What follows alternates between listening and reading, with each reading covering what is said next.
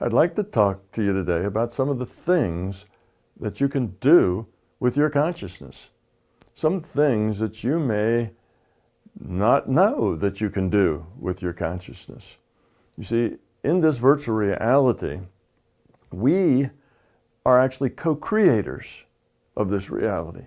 And we co-create in many ways. One is just in the way we interpret things. Something happens and we have an interpretation of what happens.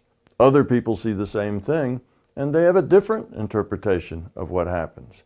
That means everybody lives in their own personal reality based on our interpretation. So in that way, you create your own reality through interpretation.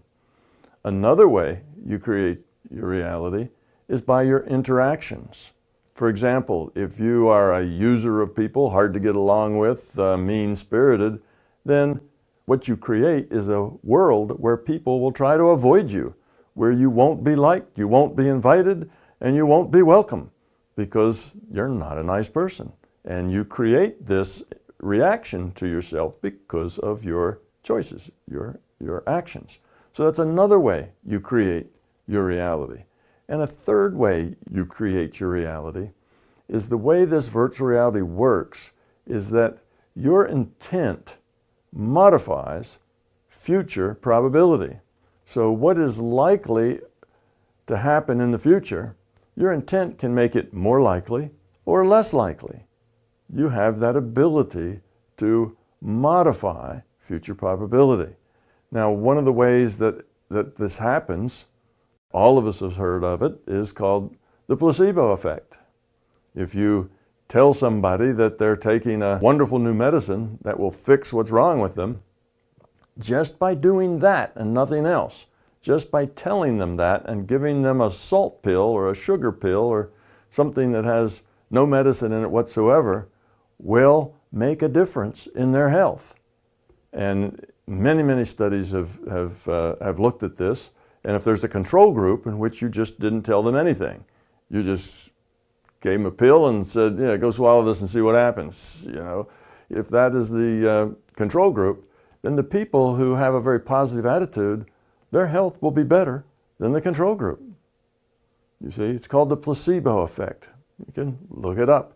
It's a real effect. It's not just that those people who had the positive outlook think they're healthier and really aren't. They really are healthier. You see, it's a real thing. That's because that positive intent toward better health actually helps move the probability for better health a little higher and the probability for poor health a little lower. That's us modifying future probability. Now you can use your mind with this intent to change health or most anything else that's probable. But because we're talking about probability, things that are, let's say things that have a lot of uncertainty around them. They could go this way, they could go that way. It's not very certain about how they're going to work out.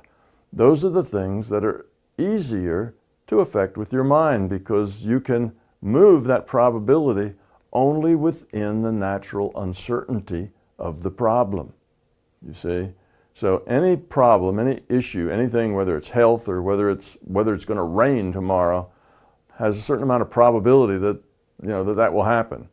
And if that probability has a fair amount of uncertainty in it, in other words, they don't really know for sure. Maybe the probability is a 0.6 versus a 0.4 or a 0.52 versus a 0.48, you see. That has a lot of uncertainty in it. Therefore, that's easier for you to affect with your intent. If the probability is a very strong one, say 100,000 to 1 that something's going to happen, well, you can use your intent and maybe you can change that probability all the way down to only 1,000 to 1. Well, you changed it 2 orders of magnitude. Wow, you're a real strong changer of probability, but it's still not likely to happen because it's still 1,000 to 1, you see. So it's not that you can make anything you want happen, but you can modify the probable future. Now, how do you do this? You do it with an intent. But the intent isn't effective If it's an intellectual intent, if it's something you're thinking, that's only making a wish. It's like throwing your penny in the wishing well and say, oh, I wish for, a new teddy bear and a new bicycle. That's not very powerful. The intent has to come from the being level, from the core of you, from the center of your being.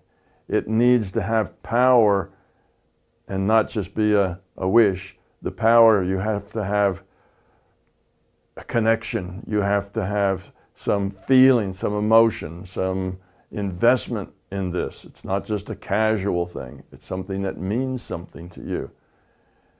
Yes, you can heal yourself as well as others. Yes, you can hurt yourself as well as others. Intent just changes probability.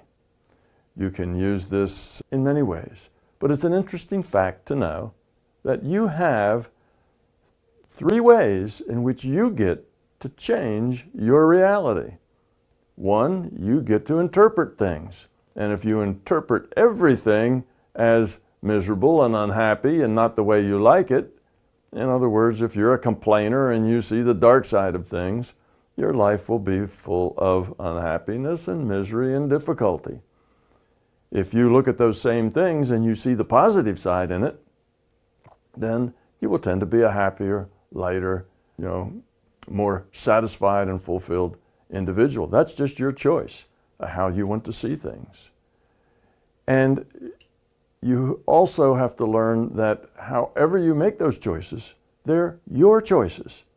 You can't say, oh, that person made me angry. So-and-so did that and that makes me angry. No, don't blame your anger on somebody else. If that person makes you angry, that's not what's going on. That person does something and you choose to be angry. So you have to take the responsibility for your choices.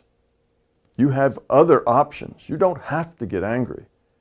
There are other choices in responding.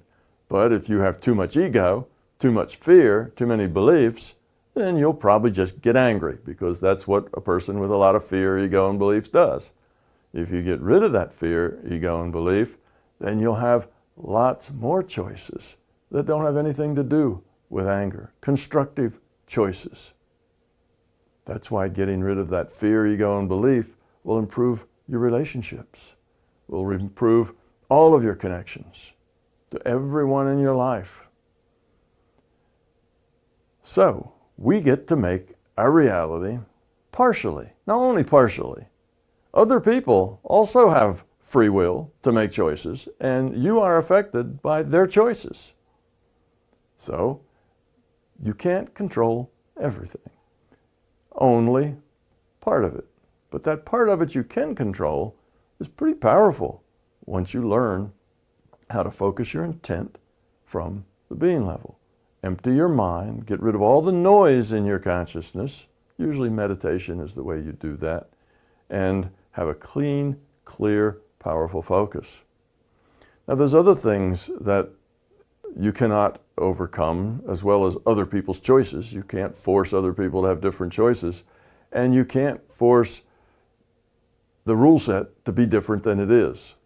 So if a rock is rolling downhill, you can't just use your intent and say, stop rock, roll uphill. I want you to roll uphill. That won't work, you see, because now you're trying to kind of change the rules under which the virtual reality works.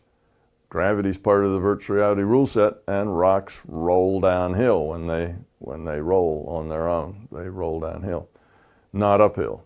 So you can't change the rule set.